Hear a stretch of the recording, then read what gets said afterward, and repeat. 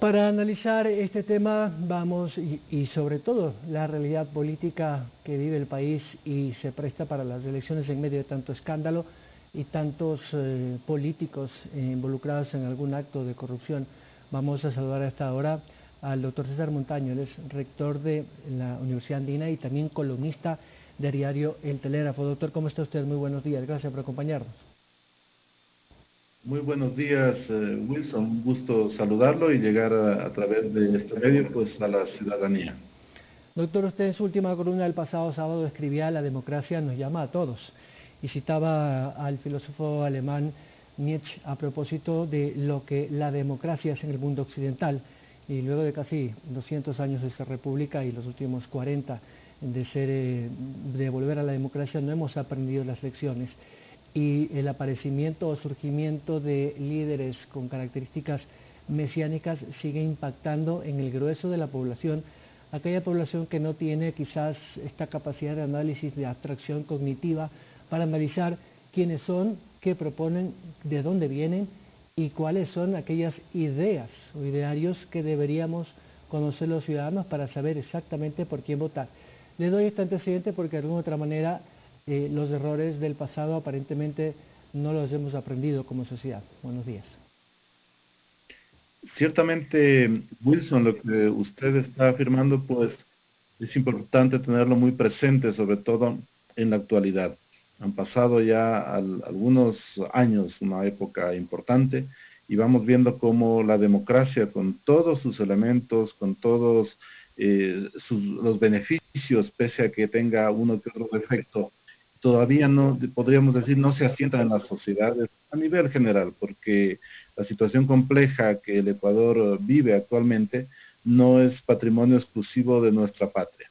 En este sentido, cobran vigencia palabras de personas que han pensado la problemática de la democracia, la relación que existe entre la sociedad y el poder, que también es muy importante y que hace parte de este debate sobre la democracia, y vamos viendo cómo muchas de esas ideas todavía permanecen muy frescas, ¿no? Es el caso de esta afirmación de Nietzsche, que en su momento decía más o menos lo siguiente, que el ciudadano acude a las urnas, consigna su voto, pero el momento que está decidiendo para elegir a una nueva autoridad, a la final está decidiendo por esa autoridad que elige, más una serie de personas, puede ser un conjunto muy amplio, de hecho, depende de la sociedad, de la complejidad, del tamaño, etcétera, pero elige también a un número amplísimo de otras personas que serán seguramente colaboradoras de quien es elegido por el pueblo.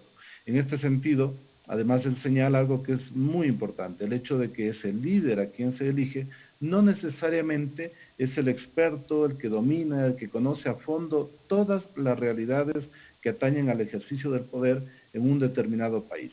Entonces él dice, ese equipo que acompaña a esta persona que se elige, normalmente está conformado por especialistas en cada uno de los ámbitos. Háblese, por ejemplo, al día de hoy, cuestiones que tienen que ver con recursos naturales, con derechos humanos, con las situaciones de orden fiscal, el ámbito económico, el medio ambiente. Claro, el líder elegido no domina todos esos frentes, todos esos campos, y por lo tanto se rodea de una serie de especialistas, de técnicos y otros no tan técnicos o no tan formados, que a la final son los que orientan con su criterio la decisión de la autoridad una vez de que asume el poder o las riendas del gobierno.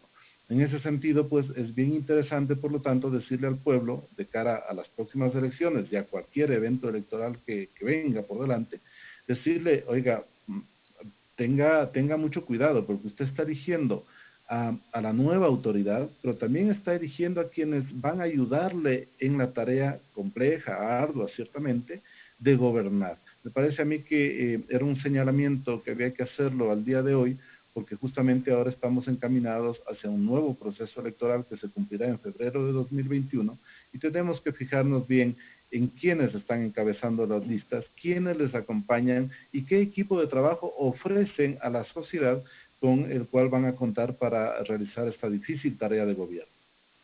Doctor Montaño, pero lamentablemente los partidos y movimientos políticos insisten en figuras que, con todo el respeto que se merecen todas las profesiones, no aplicarían como para una administración pública o representar al ciudadano.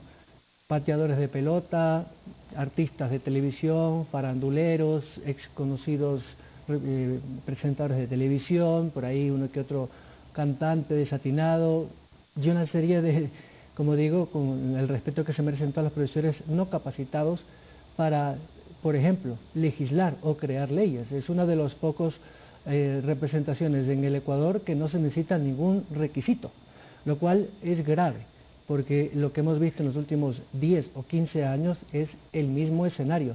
Hemos visto el desprestigio que tiene la actual Asamblea, más allá de honrosas excepciones, realmente los legisladores son tristemente muy mediocres en el manejo de la legislatura, del derecho, para generar leyes que le den a este país una posibilidad institucional. ¿Por qué insisten los movimientos políticos? ¿Cuál es la lectura que tiene la academia para que efectivamente se insista desde las organizaciones y partidos políticos de esta empresa electoral? Porque lo que buscan es captar votos a través de personas reconocidas por la gente, más no por su validez académica o profesional. Ciertamente, usted tiene toda la razón. Y cuando refiere a los cantantes desatinados, yo diría también desafinados a veces. Entonces, hay que dimensionar este es un problema, ¿no? A mí me parece que hay que verlo además desde varios puntos de vista. De una parte, por ejemplo, las organizaciones políticas, o sea, hablamos de partidos políticos y movimientos políticos, me parece a mí que tienen una gran deuda con el país. Una medida, yo digo en mi última columna del día domingo, yo digo una medida del respeto de esas organizaciones políticas para con la sociedad tiene que venir representada necesariamente con el nivel, con la calidad de los candidatos que pone a disposición del pueblo para que sean elegidos o no. A mí me parece que es una de las primeras responsabilidades, pero esto de mejorar el desempeño de las organizaciones políticas implica también cambiar las nociones de la organización de estos partidos políticos y de estos movimientos, de ahondar en la perspectiva de generar de verdad las condiciones para la democracia interna, para que surjan los mejores, para que haya disenso, que haya debate, además con el debido tiempo, de tal manera que se pueda constituir un programa político que sea importante y además conectado con las realidades nacionales. Y por otro lado, la cultura política de los ciudadanos. A mí me preocupa sobremanera el hecho de que, al parecer, la memoria política de los ciudadanos en general es muy de corto plazo. Por lo tanto, nos olvidamos fácilmente de los errores que hemos cometido cuando hemos elegido a personas que no han respondido como la sociedad esperaba. En este sentido, se trata de una tarea colectiva. Las organizaciones políticas, mayor responsabilidad y mayor respeto a la sociedad, colocando en las listas a personas realmente de trayectoria, con una formación importante, rodeándose además de gente que realmente va a aportar para hacer una gestión de gobierno que sea transparente, que sea precisa, que sea realizable, dejando por fuera, por lo tanto, también ese discurso que es muy utilizado, un discurso populista, un discurso irrealizable, que aprovecha justamente de la desesperanza de la gente cuando vive una situación compleja como la que actualmente estamos atravesando, muy compleja en términos sociales, compleja en términos económicos y sobre todo cruzada por una línea muy marcada de incertidumbre. Y en el lado también de la ciudadanía, como decíamos hace un momento, mayor madurez política necesitamos en la gente, que se interiorice, que se interese más de los asuntos que nos atañen a todos. Y finalmente, claro, la tarea de la legislación. La ley tiene que ser perfeccionada. No nos olvidemos que durante 10 años se adoptaron alrededor de 200 leyes. Muchas leyes que fueron definidas de manera unilateral con criterios que interesaban al poder de turno y algunas leyes que incluso contienen articulados que se van contra la propia Constitución, Constitución por lo demás, que fue en su momento auspiciada por el líder del gobierno anterior. En ese sentido, esa estructura jurídica permanece todavía intocada. Hay una parálisis en la Asamblea Nacional en los últimos años que no ha permitido que aquella estructura jurídica cambie y de verdad se ajuste a lo que dice la Constitución en la perspectiva de institucionalidad y derechos sobre todo, porque hay otros elementos de la Constitución que ciertamente tienen que ser cambiados tarde o temprano, porque lo que hicieron fue permitir la concentración y el abuso. Así es, lamentable, doctor, pero este debate, este coloquio, esta conversación que mantenemos usted y yo, que tenemos la capacidad de analizar y estructurar ideas en base a un conocimiento, a un estudio, a una información que la podemos de alguna otra manera asimilar y clasificar, no le llega a todos. Aquel ciudadano que está en la calle buscándose el pan del día, el campesino que se levanta a las 5 de la mañana para tratar de sacar unos cuantos reales para poder llevar el pan a su casa, el desempleado que está de pronto desesperado, no tiene el tiempo ni le interesa tampoco saber de la política. De hecho, muchas encuestadoras han receptado ese cansancio y agotamiento del ciudadano de a pie, del barrio, respecto a la política. Sin embargo, tiene la obligación de ir a votar cada 4 años o cada 2 años, a mitad de periodo. ¿Cómo hacemos para que la academia, las personas que estamos en la opinión, podamos tener una sinergia y una conexión con ese público que está en esa epidermis social que quizás no tiene tiempo para estos debates? En efecto, la tarea es enorme. Por eso siempre que empezamos a conversar sobre estos temas que tienen que ver con la democracia, con la participación, con el ejercicio del poder, con el rol de los ciudadanos, siempre aterrizamos en la temática que atañe a la educación en todos los niveles. Tenemos que recuperar el espacio para conocer, para formarnos en términos de cívica, en términos de ciudadanía, en términos de valores, en términos de ética. Ciertamente que la democracia nos queda debiendo. ¿Quiénes hacen la democracia? Las autoridades y el pueblo, los ciudadanos. Entonces, si la democracia nos queda debiendo, estamos hablando de una responsabilidad colectiva que tenemos en las manos todos los ecuatorianos. Y esto se repite en cada país del mundo. En este sentido, yo creería que tenemos que seguir tratando de llegar con crear las condiciones para que en todos los niveles de se cree organización, se cree el espacio para intercambio de ideas, para el planteamiento de las necesidades, de los problemas fundamentales que son los que realmente preocupan en el día a día a la gente menos favorecida. Es el hecho concreto que tenemos presente actualmente, ¿no? El hecho de que muchos políticos buscan llegar al poder para cuidar sus propios intereses, para llevarse los fondos a sus bolsillos y no necesariamente para trabajar por quienes les eligieron o por quienes más necesitan. Esto cruza, como decíamos, la educación, trabajar mucho más en cívica, en ciudadanía, en llegar a crear esas condiciones para que la propia sociedad desde abajo se pueda organizar y que pueda además canalizar sus inquietudes hacia todos los demás niveles y esferas del poder público. Si eso no sucede, seguiremos lamentablemente condenados a repetir errores. Por eso la gente no se quiere meter en política, por eso a la gente no le interesa acercarse al ámbito político porque tiene miedo a acercarse a un esquema, a un espacio que lo ve como una suerte de cloaca en muchas ocasiones. Entonces es muy importante interiorizar valores y además situar la importancia de la política en el día a día. ¿Por qué no hablar de política en la familia? No hablar de política en el hogar, en la escuela, en el trabajo. Es un ejercicio sano y transparente que permite que la gente se identifique cada vez más con los problemas sociales. Yo creería que la deuda pasa, por lo tanto, respecto a que no se han creado ni las condiciones de participación desde todos los niveles de la sociedad, ni tampoco las condiciones para que la gente vea en el país un medio, un mecanismo y una perspectiva positiva para realizar sus proyectos, sean de orden personal, de orden familiar, profesional, en términos de negocios, de empresas grandes, pequeñas y medianas. Es decir, esas condiciones no se han creado, por lo tanto, se da ese desengaño que es fatal a la hora de definir el futuro con grandes acuerdos para un país.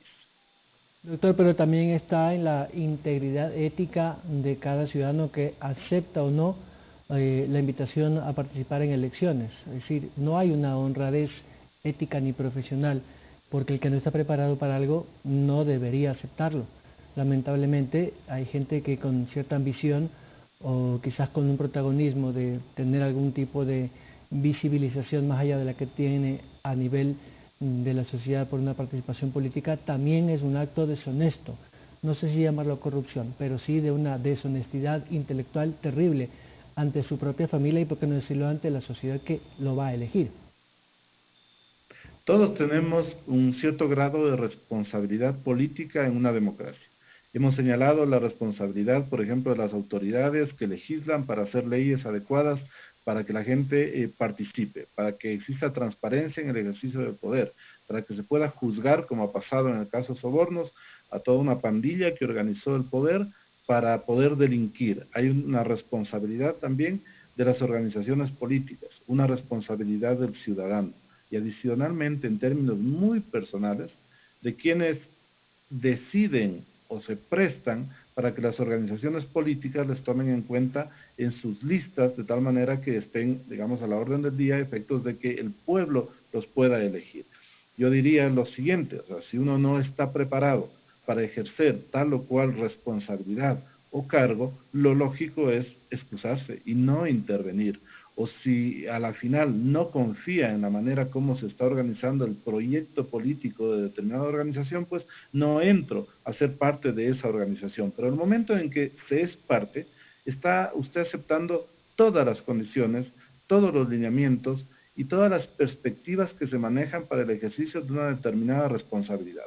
En este sentido, ciertamente hay que apelar a la responsabilidad de cada una de las personas. Ser funcionario público elegido no es ser cualquier cosa, es ser una persona en quien mucha gente ha depositado su confianza. Y es una confianza no solamente para que le resuelva los problemas presentes, sino para que allane el camino hacia un futuro mejor, un futuro prometedor, un futuro que le dé certidumbre. Yo creo que esa es la palabra más, extrañada en los momentos actuales, porque vivimos demasiada incertidumbre. Pero quienes tienen el deber, la obligación de generar condiciones de certidumbre, justamente son los que tienen en sus manos las grandes decisiones políticas o la adopción, por ejemplo, de lineamientos formales que obliguen a todo el mundo, como son los que están en la ley, de tal manera que podamos imaginarnos cómo vienen los próximos meses, cómo vienen los próximos años, cómo puedo yo tener claro las reglas de juego de tal manera que pueda llevar a la práctica una decisión de orden personal, familiar o empresarial también. Doctor, con esto finalizo. ¿Por qué todavía el votante o el ciudadano que va a las urnas a veces hace un análisis bastante emocional y emotivo del candidato o de aquel personaje que está en la papeleta y recuerda más una emoción lastimera de que podría venderse como una víctima? Le digo esto porque seguramente muchos de los que ahora no pueden participar en estas próximas elecciones, no les quiero dar protagonismo, van a victimizarse y por ende las personas que ellos recomienden seguramente van a tener esa pantalla de soy víctima del sistema, voten por mí porque yo sí les ofrezco el paraíso. Somos todavía una sociedad lastimera, quizás sentimental, que más analizamos estos conceptos que deberían ser eminentemente cognitivos y racionales a las emociones y los afectos. La emocionalidad está en primera línea del marketing político, está en primera línea de las estrategias que manejan muchas figuras políticas para llegar a la gente. Esa emocionalidad que puede ser propia por la manera de ser de la gente, no nos olvidemos que somos latinos, además tenemos un alma caliente, un alma que se activa con las emociones, con lo que pasa en el entorno, con lo que sucede en la interacción humana.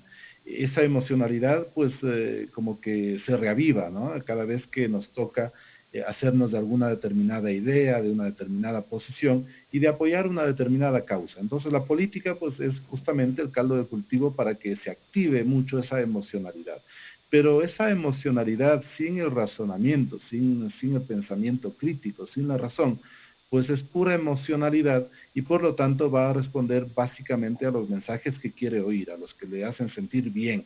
Entonces, claro, se van creando las condiciones para que esos líderes mesiánicos, demagogos, populistas, con unos discursos que normalmente son de encanto nada más, de ofrecimiento, cantos de sirena, que luego resultan ser tremendos fiascos. Es decir, es necesario apelar también al hecho de que necesitamos políticos más serios, es decir, políticos que tomen en serio la política. La política es servicio, la política es enviar señales fuertes y directas de lo que se debe hacer, de lo que se puede o no se puede hacer también. Y los equipos que rodean a los políticos, lo propio. El problema es que esto cae también en manos de quienes comunican muchas veces de manera malintencionada la política. Y por el otro lado, lo que decíamos, el ciudadano tiene que interiorizarse mucho más de la realidad social, de lo que necesita y adicionalmente organizarse.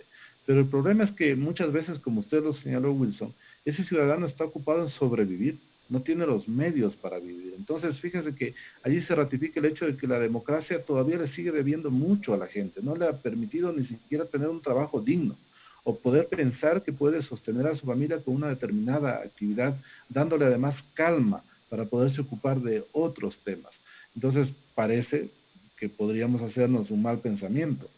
A lo mejor muchos malos políticos, porque también hay buenos políticos, a lo mejor muchos malos políticos están tratando de mantener ese status quo, es decir, es un buen negocio para esas personas, es un buen negocio, o sería un buen negocio, mantener a la gente en esa situación de ignorancia, de poca formación, una persona que tiene pocos medios para subsistir, de tal manera que no sea un ciudadano crítico, que no sea un ciudadano que cuestione, ni un ciudadano que aporte, sino que siempre sea un ciudadano altamente dependiente de lo que dicen las autoridades de turno. Esto sería gravísimo, por eso los países que han profundizado hacia esquemas democráticos y a realidades de democracia mucho más consolidadas, más importantes, más adelantadas, con más transparencia, con menos mentira, con menos corrupción, son sociedades que han invertido mucho y han tomado grandes decisiones en materia de formación, en materia de educación, y adicionalmente han afinado todas las instituciones, o casi todas, y la legislación